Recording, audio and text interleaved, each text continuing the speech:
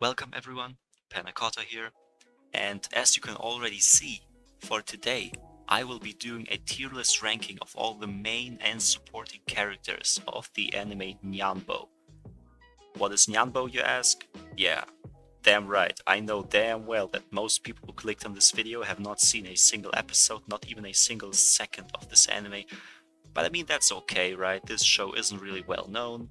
I will be doing a review, maybe in a week or so, where I talk about this anime, maybe with someone else like Jazz. But for now, let's just focus solely on this tier list. I want to rank all these characters you see down there in terms of power, strength, intelligence, hacks, like maybe they have some broken ass abilities, right? So now let's start off with the main five, and we start off with Torah, the cat with the goggles. Now let's look at some feats, right?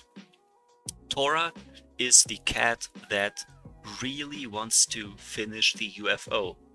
I mean, all of them kind of want to leave Earth, like more or less, but Torah is the most determined. Torah knows the most about the technology behind the UFO, how to build it, what they need, like how many pieces are still missing. I mean, it doesn't get more intelligent than that.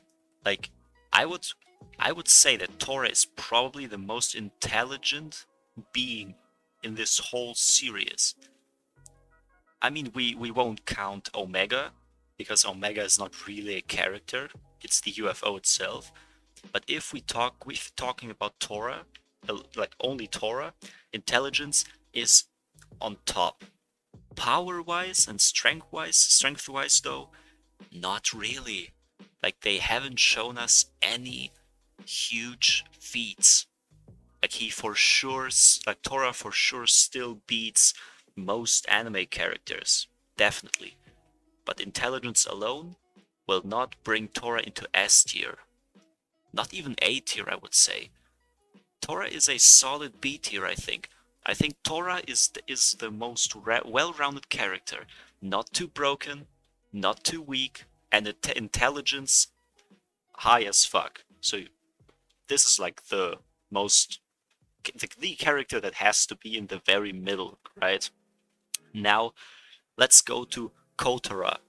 Kotora, at first glance, is just like the baby within the main cast. The baby usually should be either the weakest, or as we saw with the Incredibles, can have some secret ass, broken ass powers. And there are feats actually. Like we saw the baby use the yellow eye form to beat everyone in the main cast, even Kuro, who I will be talking about later. And I mean, okay, there is an argument to be made here that the other cats, and especially Kuro, went easy on Kotora, since Kotora is still a baby, of course. But even still, we know about the red face form, we know about the blue face form, the yellow eyes and the blue eyes, not to forget the green eyes, which were only shown in the last two episodes, I believe. But the baby, like Kotora, already is able to control the yellow eyes, more or less, which beat the red face. And we have seen the red face beat most of the characters here. So yellow has to go into A tier. Intelligence is not as high as, let's say, Torah def, of course. But I see potential. Like I see S rank potential. Kotora is at least B tier, but because of the potential, I'm putting Kotora into A tier. If there is ever a season 2 coming out, I assume Kotora is reaching S tier at that point. Kotora should be older, more experienced, definitely. Now let's look at Mike. Mike, we haven't seen any real feats, honestly. Mike is kinda like...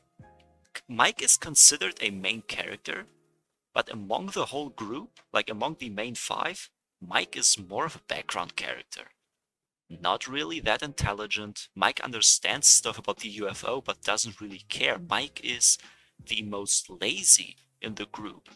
Doesn't really do a lot.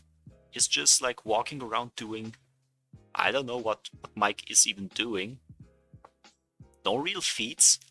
Still, there. I mean, no, like super high ass feats. I would say that Mike still reaches SS like C tier, just because Mike is able to handle punches from, let's say, Alpha or the main antagonist gang, right? I don't think that Mike would ever win against any of these antagonists in a 1v1. Like, if they work together, these three win definitely. But Mike as a like solo team, but Mike in general, definitely C tier, I think. But I would say it's still debatable. I wouldn't put Mike in D tier because other characters deserve that place. Now let's look at Shiro. Shiro has shown multiple times to control the red phase. And even though we know that the red phase is weaker than the yellow eyes, I would still put Shiro in A tier, just because of the fact that Shiro also controls the red eyes. The yellow eyes, I mean, my bad. Shiro is still able to control the yellow eyes as well as the red face. Though nothing like this, yellow eyes is definitely the max. It does not get higher than that. We saw feats, we saw Shiro beat the antagonists in certain episodes. Shiro is also the most compassionate ones out of the main group. Like, Shiro really cares about all of them. So Shiro cannot go any lower than A, in my opinion. Now let's talk about Kuro. Kuro is a mystery. Kuro is most likely, I would say, the most mysterious part of all of Nyanbo. And Kuro is easily S tier. There is no debate. Kuro cannot be any lower. Kuro is able to casually be faster than wormholes, as well as just create wormholes in general. Kuro is able to either create life or reverse time. Which one of these two it is, it's still unclear, it's debatable. But maybe it's even both, you know? Kuro is able to be omnipresent. We saw Kuro be at multiple occasions, not just teleporting around. Like, all of them can teleport, but Kuro teleports the most. Kuro is able to be omnipresent, or at least multi-present. You cannot beat Kuro. Even at the end of the series, when we assume that Omega is the strongest form, Kuro controls the blue eyes, which easily beat the yellow eyes, whips out the improved green eyes. And I don't think that anyone in this series is able to ever even touch Kuro. Kuro usually wins fights without even doing anything really. Kuro's presence alone is enough to beat the enemy. If Kuro ever tries, the fight is over in mere seconds. And now, for the antagonists, let's look at Alpha. Alpha is introduced in the first time Alpha ever appears. We think, damn, that's gotta be some strong ass antagonist. But of course, Kuro just comes out and beats Alpha like it's nothing. But it's Kuro we're talking about, right? Alpha has shown on multiple occasions to be highly intelligent, because Alpha all alone was able to rebuild Omega, who was said to be the strongest being, deity, whatever you want to call it, in the whole universe, before Kuro, of course, beat Big Omega. But the intelligence stat might just be higher than Torah, honestly. Though I would still not put Alpha above Torah in intelligence, because Alpha gets beat every time. Alpha comes back multiple times just to get beat by the same people with the same strategy. Alpha's transformations are always the same, and they still lose. So I think it's just B tier, you know? Either high B tier or low A. But the baby has beat Alpha on multiple occasions as well. Like Kotora does not play around. Alpha has to be high B tier, one above Torah. And now for the main gang. Those who have the freaking cat skulls on their back and probably like the number on their back, the Greek or Roman numbers, I don't even know, show their kills. The leader who looks like has some infinite kills, Blaze, this cat is called. Blaze is a weird case. He looks strong, he acts like he is strong, but honestly, Blaze has never won a fight, like not even once. I would still put Blaze above Mike, just because Mike never does stuff, you know? I think, like in a 1v1, Mike would win, but Blaze is never alone. Blaze always has like some kind of like some summoning jutsu almost, right? These two down there always come in clutch to help him. So he has to go to C tier.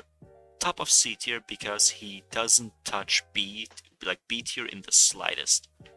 Then of course we have Socks, who instantly goes into D tier, and Magpie. These two have not shown any kind of impressive feats. And I mean, impressive is still relative. Impressive for this universe. They still solo Goku, probably. Like, I don't know if they actually do. I mean, Kuro definitely does. But those two, they might still solo, let's say, Narutoverse. They should. They can take punches from Kuro. They should survive, right? These two help Blaze all the time. If the three are together, they could win against Mike easily, I think. But still not touch either, not Torah and not Alpha, no one above them. They are in D tier. And for the last two characters, now this is a bit tricky. Kijitora, the idol with the glasses, like the orange cat with the glasses, completely mastered the red face. Like, you cannot argue. The red face is one of the strongest forms we have seen in the show. Like, it's way stronger than base form. It almost touches yellow eyes, but that's because like all the red faces we have seen prior to Kijitora were just like regular red faces. But Kijitora, after the glasses fall off, is able to completely go into some ultra instinct-esque stance and completely destroy any enemy that is in front of them. So it has, like, Kijitora easily goes into A tier. I don't think there's any arguing about that. Kijitora easily beats Alpha, maybe not in intelligence, but in hacks alone, like powers, strength, attack speed, battle IQ, I don't think, like, Kijitora is probably like top 3 battle IQ users in this show. Like, I don't think there's any arguing about that. And then at the end, we have Sabatora. Sabatora would be on the same level as Kijitora because of the similar red face, like mastering, but that's why I said it's a bit tricky. Kijitora gets into a way stronger form when the glasses fall off. Like, Kijitora is usually more peaceful, but when the glasses fall off for some reason, let's say while playing soccer, they go buck wild. This is not the case with Sabatora. Sabatora is also chill, but because there isn't like really something that ticks them off, and they are of course still strong, I would put them into B tier. Maybe even above Torah, honestly. Or me, nah, I think the intelligence beats Sabatora still. These two have the intelligence like in their favor. I don't think they beat her. So this is my ranking. What do you think about it? I think this is the most definitive, nothing wrong ranking. But I mean, you can tell me in the comments if you agree or disagree. As I said in the beginning, there will be some review-esque video in a week or two. I don't know if I will do it alone or with Jazz, like someone else in my podcast. But yeah, for now, this is the tier list. I made the ranking of these characters, not writing wise, of course, because if we talk about writing, this would look completely different. This is all just power scaling, intelligence, IQ, speed, strength, hacks, and so on and so on. Now, thank you for watching. Maybe you will, after this, be inclined to check out the anime. If not, I don't really care, I don't know. Yeah, have a good one.